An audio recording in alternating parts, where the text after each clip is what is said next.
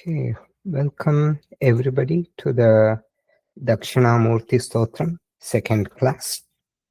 So this text is threefold.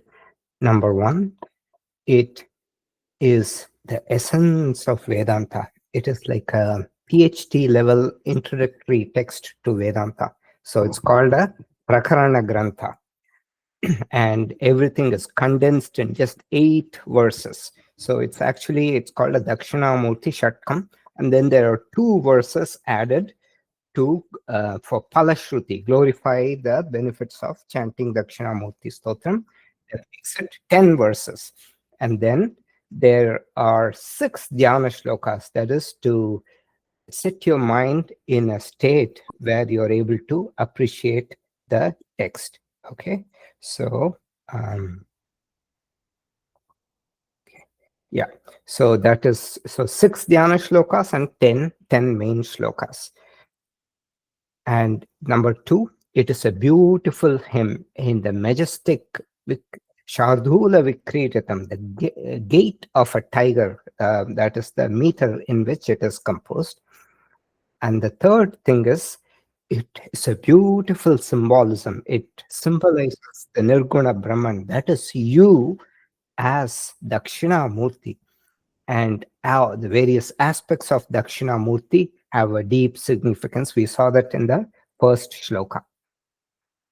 Now, what we'd like to acknowledge Swami Paramarthananda Saraswati for the traditional rendering of Vedanta as it was done for over 1,000 years, starting with Adi Shankaracharya. He is a fountain of knowledge, and to him we are very grateful. We'll start with a small prayer. Om Shri Gurubhyo Namaha Sadashiva Samarambam Shankaracharya Madhyamam Asmadacharya Paryantam Vande Guru Paramparam. Salutations to the lineage starting with Lord Sadashiva, with Adi Shankaracharya in the middle and continuing up to our immediate teacher Swami Paramarthananda Saraswati. So what we will do is we will chant. So the way we'll do is we'll chant the verses we've studied till now, and you can mute your mic and you can chant along. Om Maunapyakya Prakatita Para Brahma Tattvam Yubanam Varshishthante Vasadrishi Ganai Avritam Brahmanishtai Acharyendram Karakalita Chinmutpramanandamurtim Swatma Ramam Mudita Vadanam Dakshinamurtimide. So last time we completed just one shloka, and we will do the second shloka today. Vatavitapi samipe bhumi bhage nishannam sakala muni jananam jnana dhataramara Tribhuvana Gurumisham Dakshinamurti Devam Janana Marana Dhukka Cheda Daksham Namami. Okay, so second shloka. Vata Vitapi Samipe, near the banyan tree. Samipe means near. Vata Vitapi means Vata means banyan, Vitapi means tree. So near the banyan tree, who's seated? Bhumi bhage, on the ground. So bhagam means a portion. They call bhagam. It means portions or parts. Bhumi bhagam means on the bhumi is ground, on the earth, on the portion of the earth near this banyan tree is seated. Nishannam. Nishannam means seated. So who is seated? Lord Dakshinamurti is seated in the, you see, he is seated near the banyan tree. Vatavitapi samipe bhumi bhage. It's it's like elevated platform kind of a place where he is shown seated. Bhumi bhage nishannam. And what? Who are all near him? Sakala muni jananam jnana dhataramat. So to all, arat means directly, and he's giving direct knowledge to all the sages that are nearby. Sakala muni jananam, all the sages. Jananam means it's like a host of sages. Jnana Dhataram, he is the bestower of knowledge to all these sages. And how does he do it? Arat, directly, one who just by silence sitting there, he's able to bestow this knowledge, because Brahman is incomprehensible. That is the real you. And the way he does it is through Maunam. It is one who's capable of direct and instantaneous communications. That is Dakshinamurti. Directly to, so I bow down to divine Lord Dakshinamurti, who's seated on the ground near a banyan tree, who's the giver of knowledge directly to all the sages. Tribhuvana Guru Misham, the guru of the three worlds. Three Bhuvana means three means three. Bhuvana means worlds. Gurum, he is the Gurum means a noun. He is the guru of all three worlds. Dakshinamurti Devam, he's the divine form of Dakshinamurti. Janana Marana Dukkha Cheda Daksham Namami. Janana Marana Dukkha Cheda Daksham Namami. Jananam means birth, Maranam means death, Dukkham, the sorrow of the birth and death. What does he do with that? Cheda Daksham. Ched means cut. He's an expert at cutting the sorrow of birth and death. And to that Dakshinamurti Deva, Namami, I offer my prostrations. I bow down to the divine Dakshina. Devam means divine. Div means divine. The root Dividevam means like divine Deva. So Devam is divine. To that divine Lord Dakshinamurti. Murti means form. Dakshinamurti. Dakshina means one of the words means south. So it's two meanings. South-facing deity. Second is Dakshina Amurtihi, one whose Dakshina means killed. So here also you see the word Cheda Daksham Namami. He is skilled at cutting the sorrow of birth and death. Okay. So glory one, Arat Jnana Dataram. He is the giver of direct knowledge. Okay. At the time of listening itself, he blesses the student with aparoksha jnanam. Okay, there are two knowledge. One is paroksha. Para means other, which means indirect knowledge. Aparoksha means it is too negative. So it is not indirect, which means direct knowledge. He is giving direct knowledge because of his he's a daksham. He's skilled at communicating. Just by silence, he is giving this direct knowledge. Arat jnanadataram, direct knowledge. Arat means directly. Jnanadataram, giver of knowledge. So we've seen the three portions of Jnana Yoga. Can anybody say what are the three? How the three portions of Jnana Yoga? There's Shravanam. Yes, Amy, I can't hear you. Is it? Yeah, no. Okay. I was gonna say it. I was gonna try to say it in English, and then you started Yes, saying it in Sanskrit. Tell me in English. Yeah, but it was learning the information, Yes. knowledge from a competent teacher. Yes. And then asking questions to be able to discriminate and understand some vivek. And then the meditation on that. Yes. Yeah. Shravanam is listening. Then Mananam means studying it and making sure you have no doubts. And Nididhyasana means internalizing. That is Vedantic meditation. That is what starts once the mind has attained Samadhi. You need such a good mind. So that is Nididhyasana. But here, just at the time of Shravanam itself, just by listening, he is able to give that aparoksha jnanam, that is direct knowledge. That is his glory one. The second glory is Tribhuvana Gurumisham, the Lord of the three worlds. So we are in the middle world, Bhulokam. There is the nether worlds, and then there are the heavens. So all three worlds, he is the Guru. The Guru, the word has two meanings. Granthi means to teach. Grantha means book. So the Sikh book is called Guru Granth Sahib. Some Indian people may know that. That's the holy book of the Sikh people. The word Sikh itself means Siksha. It means disciple. So Granthi, the root means to teach, to communicate systematically. So Grantha is a book which teaches systematically. So that's one meaning of the word Guru, to teach. Second meaning is based on the letters Gu and Ru. So Gu means darkness. Guru can also means heavy. So it's like darkness, very heavy, or ignorance. Ru. So the word, look at the R, that means eliminator. Okay. Nirodha.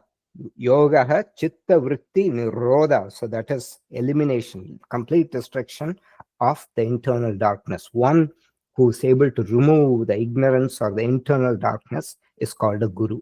Tribhuvana Guru Misham. So you see all three worlds, nether worlds down here, and then the Bhuloka where people live, and the heavens. He is the Lord of all three worlds. Then Samsara Cheda Dakshan, expert at cutting the bonds of samsara. Daksha means expert. So we've already seen Dakshina Amurtihi, skilled person. Dakshina means a skilled person or an expert. He's an expert at communicating the knowledge of the Brahman. Amurtihi is his true nature is formless, because that is the Brahman, which is, and we are all that. Essentially, it is like the electricity in the grid, like that the electricity flows through this body, like that the consciousness flows, electricity flows through a phone or something. It's all coming from the grid, like that the consciousness is everywhere. It's also in this body, and the consciousness experiences the world through this body. And knowledge takes place at the mixing of the Prakriti and the Purusha. So you need both to have knowledge, imprints over this, making decisions, all that. But just to experience Purusha, just experiences. It's not affected by anything. All the pain, sorrow, all that comes because of the mechanism, that all takes place in the mechanism. But the Purusha is pure, never has sorrow. It is always of the nature of Sat Chit Anandam. It is bliss. Once we know the true nature, then we stop disidentifying with the problems of the body and the world. So third Dhyana Shloka, beautiful Shloka. It's a very beautiful Shloka. Chitram Bhattataror Mule Vritta Shishya Gurur Yuva Gurustu Maunam Vyakyanam Shishyastu Chinna Samshaya. Chitram, oh, what a wonder indeed. Vatataror mule, under Vata taru means tree. Vata is the banyan tree. Under the banyan tree, moolam means root or under. So under the banyan tree, Guruhu Yuva, there's a youthful teacher. Yuva means youth. You are same in English. They're all very similar roots. So youth, all that. Yuva means a youthful teacher. Yuva Guruhu, youthful teacher. And Vriddha Shishyaha, aged disciple. Vriddha means old. Aged disciple. Shishya is disciple. So the word Sikh comes from Shishya. That is, they are disciples of that teaching. Aged disciples to Chinna Samshaya. But what happens? The wonder, even greater wonder. Guru is teaching through silence, and Gurustu maunam vyakhyanam. Indeed, the Guru too, but the Guru is teaching through silence. Maunam vyakhyanam means to explain. Maunam vyakhyanam. But even greater wonder, Shishyastu Chinna Samshaya. He's cutting. Chinna means cut. Samshaya means doubts. He's just, all their doubts were just cut out. Everything is dispelled in spite of teaching through silence. What a wonder it is. It's a beautiful shloka. Okay, then the fourth shloka. Nidaye sarpa vidyanam bishaje bhavaroginam gurave sarpalokanam dakshina mutaye namaha. Okay, so I've written Anushtup here. I have to tell you a few things. Previous shlokas also Anushtup meter, but the other shlokas that we saw, they are a mix. They are a mix between Trishtup and Shardula Vikritatam. So they have 17 syllables. Shardula Vikritatam has 19 syllables per line. This is a mix between Trishtup meter and Shardula Vikritatam. Trishtup, does anybody know Trishtup meter? When is Trishtup meter used? I've told this at other times. Anybody wants to say when is Trishtup meter used? Yes, Amy. Yeah, is that the one that's like to get your attention and sort of Yes, very good. Yes, it shows something sensational in the Bhagavad Gita also. When Bhagavan is showing his Vishwarupa Darshanam, all those meters are in Trishtup meter. Pashyami devam stava deva dehe lokam stata bhuta vishesha sangan brahmanamisham kamalasanastam Rishinscha sarvan uraganscha divyan. Arjuna says, I see all the worlds in you because you are Brahman, the God. We know God is nothing but consciousness and Maya. So because of the Maya, it creates this the entire world. It's like a illusion, but it's projection of the entire world.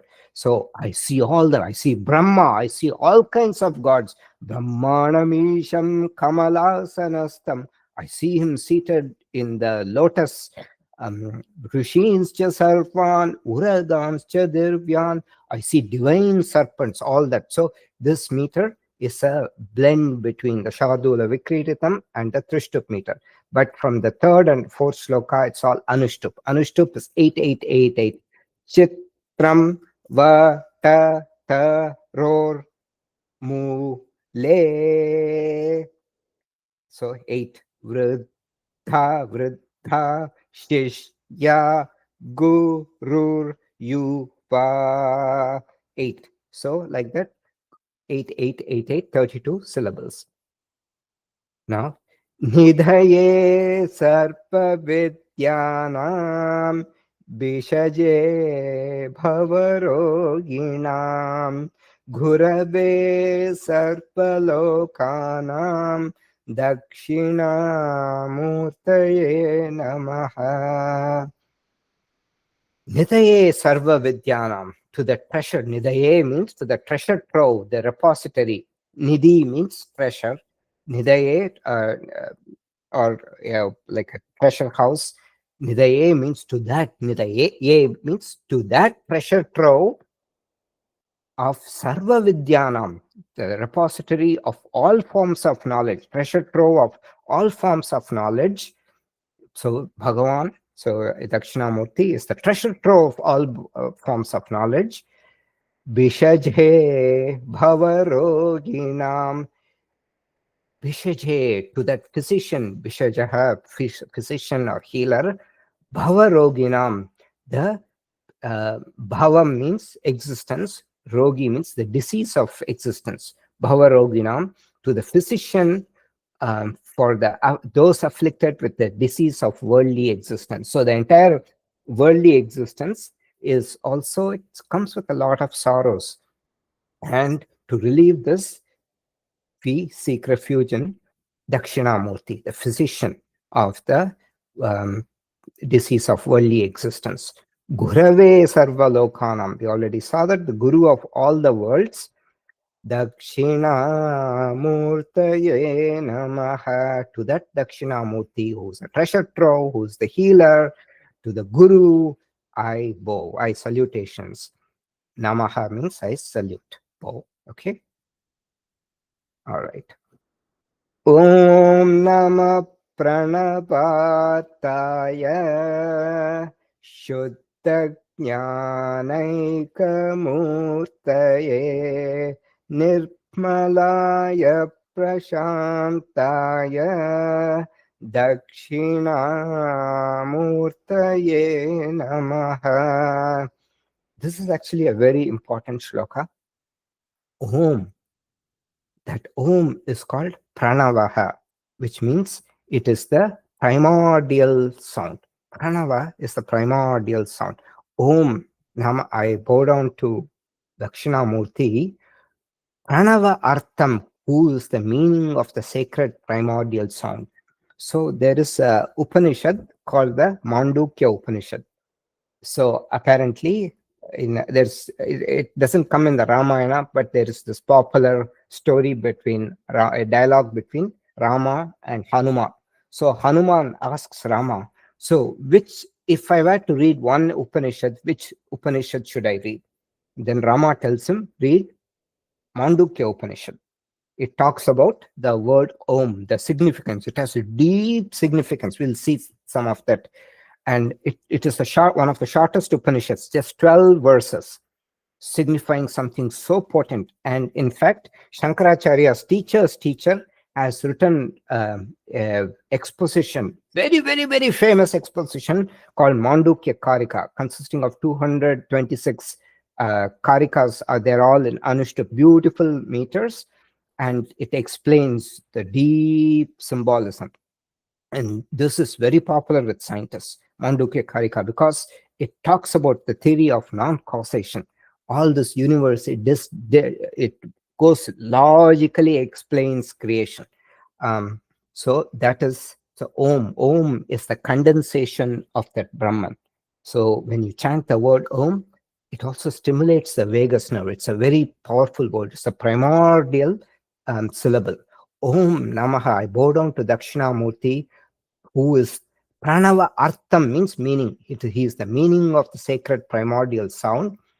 Shuddha Jnanaika Murtaye. Shuddham, he is pure from all the impurities of the mind and body. Nirmalaha, he is free from all the impurities. And he is Prashantam, ever peaceful. Prashantam means peaceful. And Nirmalaya Prashantaya Dakshinamurtaye Namaha Shuddha Jnanaika Amurtihi. So there he is of the form of non-dual and pure consciousness. Shuddha Jnanam here means, Jnanam here has the context of consciousness. He is of the form of the pure consciousness, and non-dual. Amurtihi is Jnana Eka Amurtihi, which means he is non-dual. Okay. So Nirmalaya, one who is free from all impurities. Ajnana is ignorance. Ahankara, sense of I and ego. All these are the impurities. Ignorance is the top impurity according to impurities are the impure kleshas, they call it, of the mind. Ajnanam is the top impurity, gold medal winner. Then Ahankara, sense of I and ego. That is the wrong identification with the body. Punya Papam, which is good and the bad actions. Sukha Dukkhani, experience of pleasure and pain due to the actions. So all these are the impurities.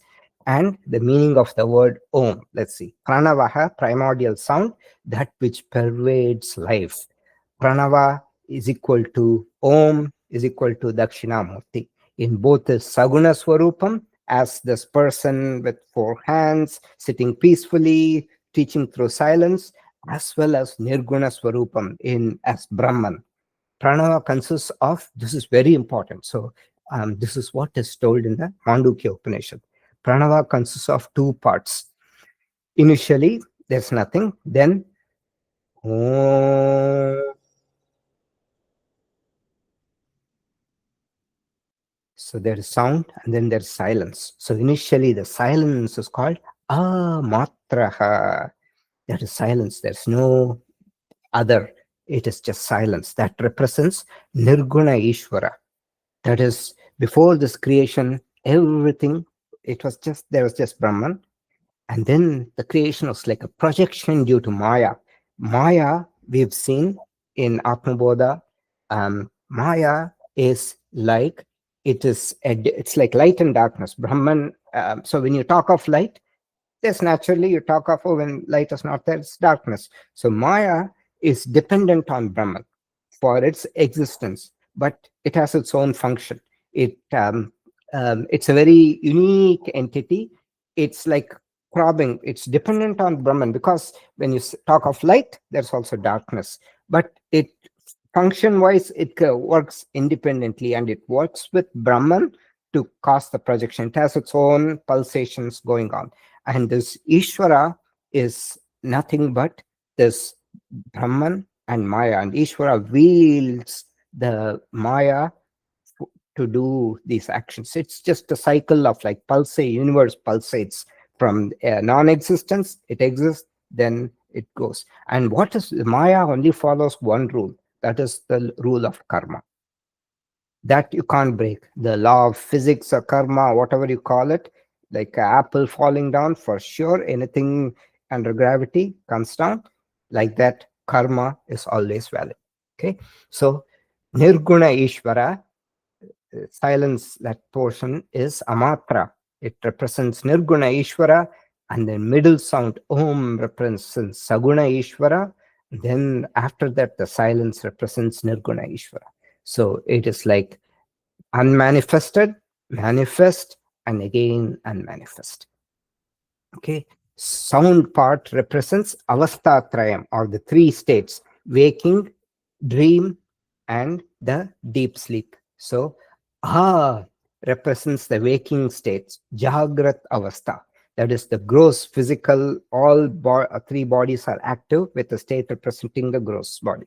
So this is how it works. We've seen the movie theater example. So in the movie theater, there is the movie theater light.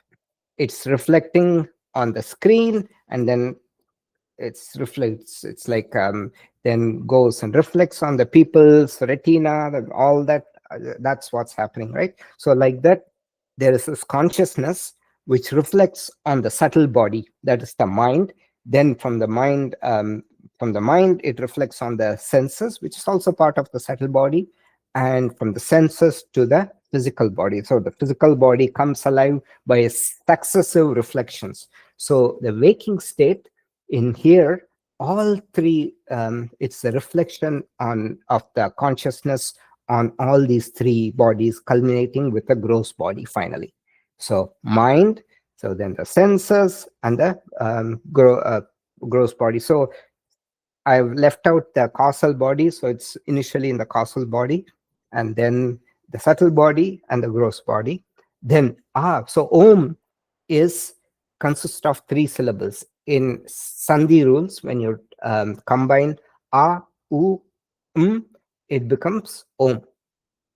It's not Aum, A, U, Ma. So it's not Aum, it is Om. So in Sandhi, A and U becomes O. That is rule. Sandhi means rules of combination. U represents the dream state.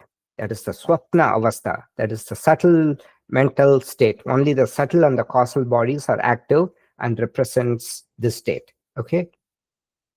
And Ma represents the deep sleep state, Sushupti. This is the causal state. Only the causal body is active. The mind is also resolved in deep sleep. This state represents the causal body. It's total ignorance. You don't recall anything. Causal body is like the exact, where you talk about Maya at the universe level, like that you talk about Brahman at the universal level, like that causal body, it is like the Maya at the individual level. The silence represents Turiya or pure consciousness. So it is the Chaturtha Pada, or it is the fourth. It's not a state. It is that consciousness which is reflecting in all these three states. So A represents the waking state where all the three bodies are active. In the dream state, the physical body is not active, but the mind and the causal bodies are active. In the deep sleep state, even the mind is resolved. It's only the causal body, which is like a blank screen when you don't have the film going past the projector light. Nothing is projected on the screen. So it's just a blank light. You don't recall anything in the mind. Amatraha refers to the state that is beyond these three parts. That is the consciousness, pure consciousness, the silence. So is this clear? We've seen this in the Atma Bodha too. So this is a very important thing to remember. Mandukya Upanishad talks about Om in this way. Anybody has any questions here?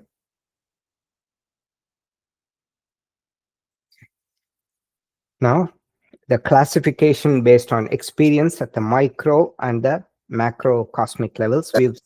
Yes, somebody had a question. Yeah. Rishi, this is Shubha. I have a question. Yeah. Maybe you would have touched it upon in the past. So where does we spoke about three different states, right? Where does Samadhi comes into picture? Where does what come in the picture? Samadhi. Okay, Samadhi, all that is happening in it is waking state, in which you are awake.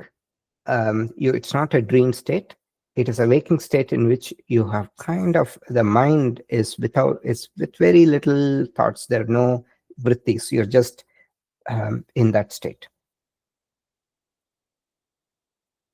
It is actually in the waking state, because it is not dream and it's not deep sleep. You're not sleeping.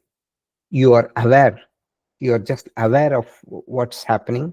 There are no the vrittis. You're just observing. So it is very close to Sushupti, blank, but you are seeing the blank states. You're completely aware. So that's where it comes in. Okay, classification based on experience at the micro and the macro cosmic levels. So the three states we saw: Jagrat, waking; Swapna, dream; and Sushupti, which is the deep sleep. And the reflecting medium is important. So the reflecting medium, name of the micro or the macro medium. So it is waking, all three. Its reflection is successive reflection, but culminating at the gross. So the gross body comes alive. In the dream, it is the culminating at the subtle body. Gross body is not active during dream state. So Sukshma Shariram. And in the deep sleep state, we said it's Karana Shariram. The name of this reflection at the micro level, it is called Vishwa for the gross state. Then in the subtle body level, it's called Taijasa. And in the causal level, it's called Prajna. So Prajna is like the subconscious, some people call it subconscious. It's resolved. It's like what's that? The imprint, like a vasana. So that is the Prajna. Okay, that's the deep internal subconscious. Now, this is at the micro level, at the individual level. Then at the macro level, same thing is called Virat. So Virat is the reflection happening on the universe, the entire, that is the body of God. Like this is our body, the body of God, Ishvara, is the entire universe. And there's also a universal mind which makes your karmas obeyed. That is called Hiranyagarbha. Like Taijasa, the subtle body, our mind, that is called Hiranyagarbha. It also has the prana, pulsation of the universe. And then the stars erupt. All that is apparently due to the prana. So Antaryami, that refers to the causal state. That is also called Ishvara or Paramatma. And A represents the Virat, U represents the Hiranyagarbha, Ma represents the Antaryami. A, U, Ma, that is Om. Ishvaro Gururatmeti Murti Bheda Vibhagine Vyomavat Vyapta Dehaya Dakshina Murtaye Namaha. Okay. Ishvaraha Guru Atma Iti. So, Dakshinamurti is this one aspect who appears divided into various forms, such as Ishvaraha, God, Guruhu, teacher, and as Atma, your own self. Murti Bheda Vibhagine, to the one who appears. Vibhagine means to the one. Vibhaginaha is that person who appears divided. Murti Bheda Murti means form. Murti Bheda means different, distinct forms. Vibhagam, one who's divided. Vibhagam means division. So, to the one who appears divided into different forms, such as Ishvara, Guru, and Atma, iti, thus. Iti means thus. But Vyomavad Vyapta Dehaya, this is one word. Vyomavad Vyapta Dehaya means to the one whose body, Deha means body, whose body is Vyomavat Vyaptam. Vyoma represents space. Vyaptam means pervade, who pervades everything like space. This same Brahman, in us, it appears as the Atma, and it's also appearing as Guru, as this teacher, Dakshinamurti, and also as Ishvara, the God. So he appears as multiple forms, but he pervades everything like space. So this talks about the essence of creation. The one Brahman, due to projection, it creates various forms, multifarious forms. That is the Ishvara. Okay. So all these are powerful shlokas. Triputi. So from this, Triputi is the threefold triad of components that are present in every act or experience or cognition. In any conscious experience, these three factors are simultaneously involved.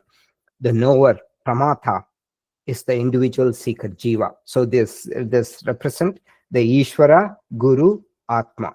So right, they combine to form. So the knower, Pramata, is the individual seeker. So this represents the Atma in combination with the mind body. So the knower can only happen, knowing can only happen at the combination of the mind and the consciousness. It's like electricity, right? So a machine, we saw the apple sorting machine example. So apple sorting machine, it learns, okay, this, you kind of teach it and it will learn by this is okay, this apple is okay, that apple is not okay. So it needs electricity, that is like the Atma, but it also needs all these computer chips, which is like the physical body. So knowing happens at the combination, but for that you need electricity, that is the Atma. So the Pramata, the Triputi, any process, any knowing process involves these three. The knower, Pramata, the known, Pramayam, what is to be known, that is Ishvara, Brahman, God, the ultimate reality that the seeker wants to know. And then the Guruhu is Pramana, instrument. Guru is the spiritual teacher who is the means of knowledge. And then there's the knowledge itself, or Prama, it's considered the fruit. Once you get the knowledge, then you don't suffer anymore. Okay. So the knowing process is Pramana. Okay.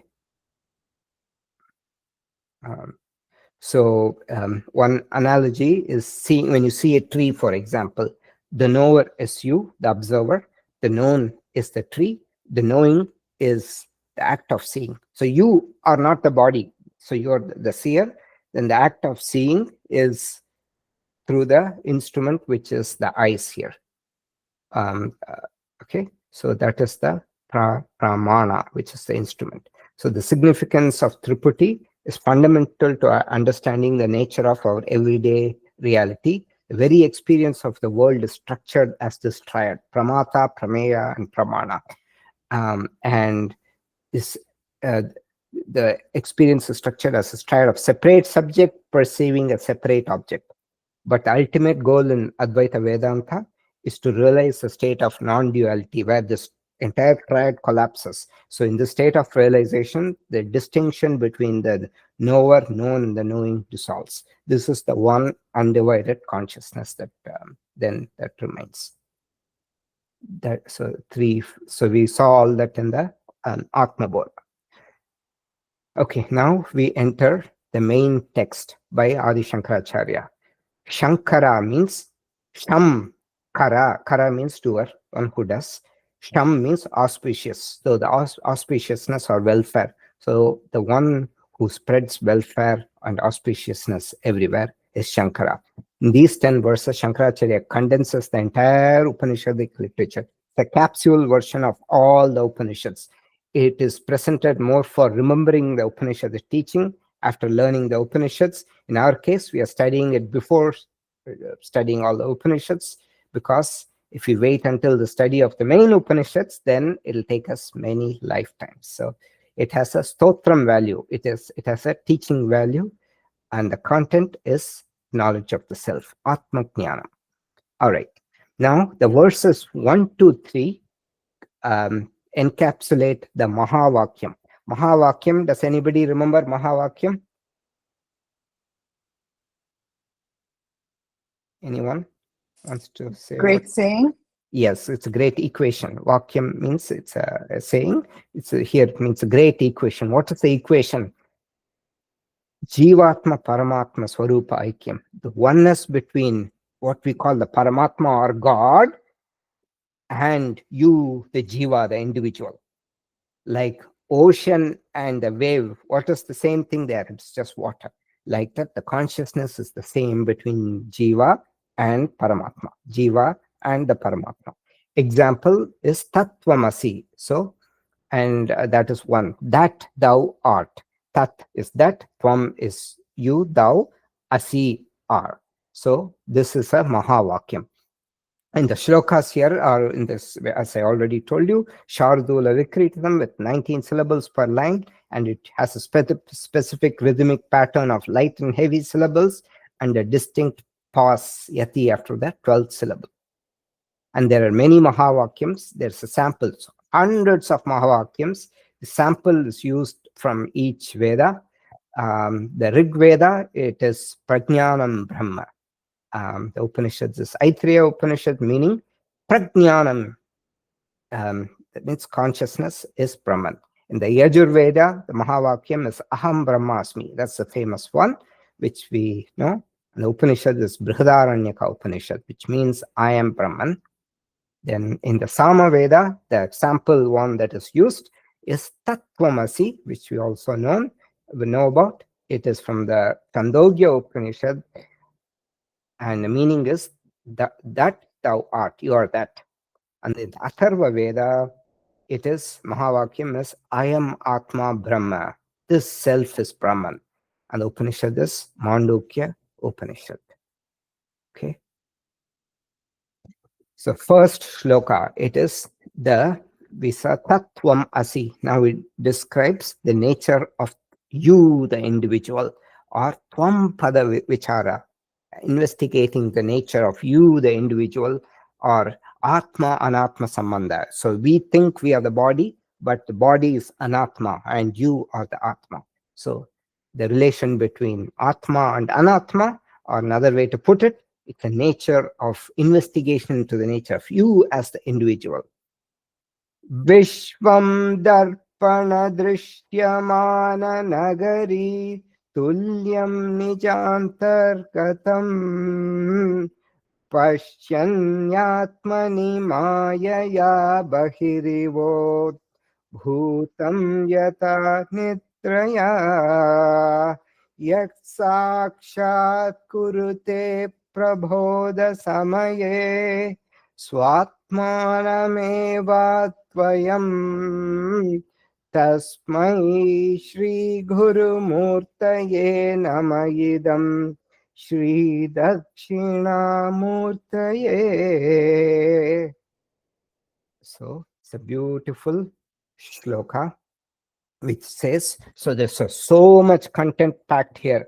So Neeta, you're telling this is very easy. Now you'll see how much content this is. You're saying this is easier compared to Atma Bodha. So you're going to see that now. You can then tell me if it's easier or not. Vishwam Dharpana Drishyamana Nagari. He who sees the entire universe, I'll split it word by word because it's very packed. He who sees the entire universe as existing within his own self, similar to a city seen reflected on a mirror, which by the power of Maya looks like it's projected outside, just like in a dream. He who directly realizes during the awakened state his own nature is non-dual, to that glorious form of the Guru Sri Dakshinamurti, I offer my salutations. So all the fourth line of all the verses is the same.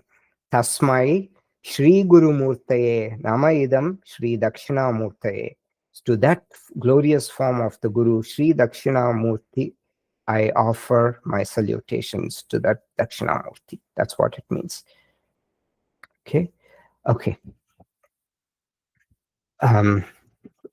Vishwam Dharpana Drishyamana Nagarim. So Dakshinamurti's eternal cosmic vision. Yeah, how does Dakshinamurti see the entire cosmos? Yah Pashyan Atmani Vishwam Nijantargatam. He who sees the entire universe as existing within his own self. See here. Vishwam Darpana Drishyamana Nagari Tulyam Nijantargatam Pashyan. So he who sees the entire universe as existing within his own self, like what? Darpana Drishyamana Nagarim Tulyam, like a city seen reflected in a mirror. I'll show you the picture so you understand. So you see in the movies, right? They hold a picture and then the face changes as something old, young, all that happens, right? Now, visualize this. Now, when you see, like when Krishna opening his mouth and his mother Yashoda saw the entire cosmos, because Krishna was swallowing as a child, he was eating mud, sand. So open your mouth. His mother tells him, and he opens his mouth, and she sees the entire universe and she faints. So like that, this person, when somebody holds a mirror and they see the reflection is what? They see the entire universe in the mirror. Or in a dream, you see like the entire cosmos, you see everything is contained within that person. Whether it's a reflection, you're seeing your own reflection as the entire universe, or you're seeing the entire universe in your head. It's all contained within us. That is the meaning. So the meaning is Dakshinamurti sees the entire universe as existing within his own self. Pashyan means see, Atmani, within the own self, Vishwam, the entire universe, Nija Antargatam, within one's own self. Nija means one's own self. Darpana Drishyam Mana Nagarim Tulya. Tulya means like, similar to. Darpana Drishyamana Nagarim. Darpana means mirror. Drishyamana means like being seen. Nagari means city. So like a city seen reflected on a mirror. That's how when Dakshinamurti sees, he's seeing his own self, all that he's seeing the entire universe in his self.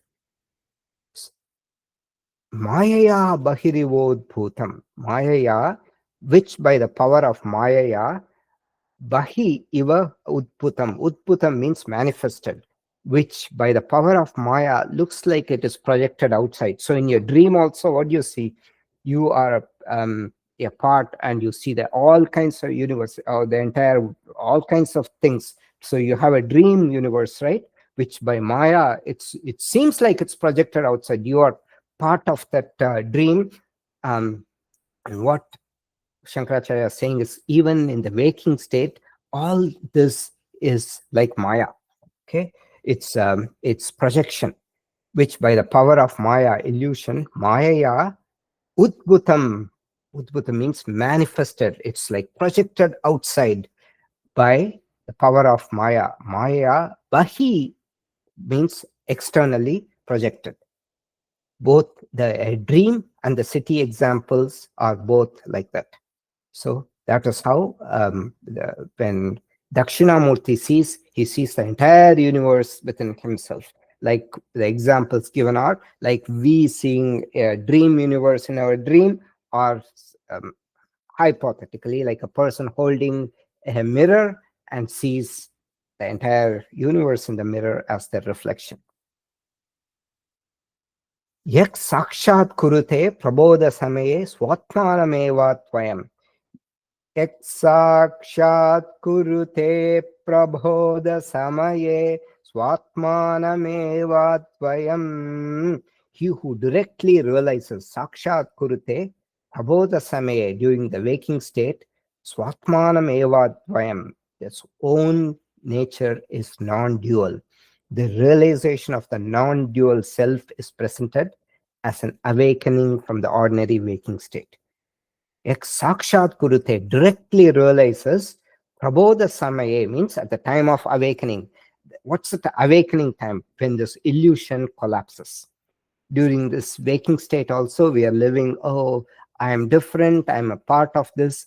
Everything is a projection in Brahman. An enlightened person sees that there is only one consciousness. All this is like happening like Maya. He who directly realizes during the awakened state his own nature is non-dual. So the punchline here is prabodha samaya, which means the time when the entire illusion collapses. So then the person realizes swatmanam eva advayam. Swa atman, one's own self alone is there. It is advayam, non-dual. So in this analogy, the dream is not just the nightly sleep, it represents our entire transactional life in the samsara, including the waking state, where we feel like separate individual in an external world. So Shloka 1 talks about Atma Anatma Sambandha, relationship between I, the consciousness principle, and the entire universe, the inert matter, which includes our bodies. It is the nature, Tvam Pada Vichara, the inquiry in the nature of you, the individual. Okay. Dream is a projection in our mind. Similarly, the waking state is projection in the universal mind called the Hiranyagarbha. We saw the Hiranyagarbha in a few slides ago. So Hiranyagarbha, that is the macro mind, Sukshma Shariram, macro mind. Okay. So moving on to the second shloka. Okay, before that, so the 4 features of the mirror. So now the person is seeing the mirror. Sometime back during Atma Bodha, Amy asked this question. So like in a theater, the light is projected on the screen. So at that time I asked the question, which is, so these are all analogies, which is the Brahman? And then the Brahman, I said, is the substratum on which the light is projected. And then Amy asked, oh, what about the light? That is also Brahman. And I said, yes, that's true. In different examples, you can use things differently. And in this example, both are combined. So the person who's seeing, it's like the light, that and the reflection is on the mirror. So the mirror is the Brahman, and the seer is also the Brahman. So mirror is the substratum. You, the seer, is also Brahman, part of the same thing. So Adhishtanam, the 4 features of the mirror, Adhishtana Tattvam, mirror as the basis or support. Satyatvam, only the mirror has real existence. Everything is just images or projections on this Brahman. Asangatvam, it is the unsullied nature of the mirror. Advayatvam, non-duality of the mirror and the seer. So it's non-dual. The mirror, the seer is the same as the one on which everything is projected. That is the all-pervading Brahman. Applying this to I, the consciousness, not the mind or body, am the basis for the entire world. Look at how powerful a saying it is in the Upanishads, which Shankaracharya is saying here. I am Satyam, independently existent. I am not dependent on anything. The world, including my body and mind, have borrowed existence from me, and they are mithya. Mithya means they don't have independent existence. So these are worth pondering upon. I am the support for the entire world. I have given existence to my mind and the body. I am asangaha. This is so powerful to get rid of all our worries. Any event which is an interaction between this mithya body, this fake body, mithya mind, and the mithya world cannot affect me. They see it's not body, mind, and world. It's mithya body. Mithya means seemingly real, but not real. It is seemingly real, like a dream. It does create troubles. It's seemingly, but when you wake up, it's gone. So like that, any event which is an interaction between these cannot affect I, the consciousness. I alone am without a second. Atvayatvam. Okay. Now, I thought I could cover this, but we'll just start. Bijasyantaribankuro jagaditam pranirvikalpam punaha maya kalpita desha kala kalana vaichitya chitrikritam maya viva brijumbayatyapi maha yogi vayasvechaya tasmai Shri Guru Murtaye Namayidam Shri Dakshina Murtaye. Okay. He who, like a magician or a great yogi, that is Dakshinamurti, by his own will makes the entire universe manifested, projected again into manifold forms through Maya. And how are they conditioned? How is the differentiation done? By time and space. Time and space collapse. They only start during creation. So there is no time and space before that. There was no concept of time. So this is why scientists love this, because how can you stretch time? Can you stretch space? All these things they think about. Everything is mentioned here. Time is and space are things used to create plurality, but which existed before in an unmanifested, undifferentiated state in him, like a sprout within a seed. To that glorious form of the Guru, Sri Dakshinamurti, I offer my salutations. Okay. All right. So this is here, like a yogi or a magician. Creation is not like creating something from thin air. It is transformation. Creation is transformation. The word creation itself is a wrong term. Nothing can be created from thin air. Things can only be transformed, like a sprout within a seed, from avyakta avastha, unmanifested state, to vyakta avastha, manifested state. Like a magician performing a trick or a yogi displaying a siddhis. So prak means before, puna means again, shows that it is a cycle. Before origination, the universe was existence potentially in Brahman. Then it becomes manifested, then unmanifest again. It's like the pulsation due to Maya. Okay, let's look at the word. Bijasya antara iva ankuraha. So here you have Bijasya antara iva ankuraha. Bija means seed. Bijasya means inside the sea of the seed. Antara means inside, within. Iva, like a sprout. Ankuraha means sprout, like a sprout within a seed. Here, like a sprout within a seed. Bijasyantaribhankuro jagaditam. This entire universe, idam jagat, this entire universe. Prak means before. In the beginning, nirvikalpam, it was without, it was undifferentiated. This entire universe existed in an unmanifested, undifferentiated state in him, in Dakshinamurti, that Nirguna Brahman. So Dakshinamurti can be Saguna aspect and also Nirguna aspect. Then as Dakshinamurti as the Nirguna Brahman, but Maya Kalpita Desha Kala Kalana.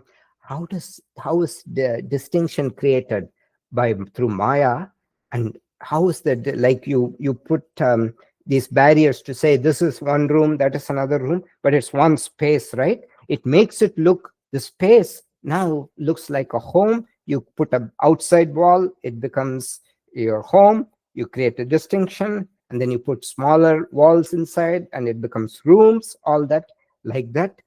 This one Brahman, how is the conditioning being done? Through time and space. And because of time and space, you create multiple distinct entities. So that happens through time and space. Maya kalpita desha kala kalana. By illusion, Maya, kalpita means imagined or created. Kalpana means imagination. Here means imagined or created. Kalpita desha kala kalana.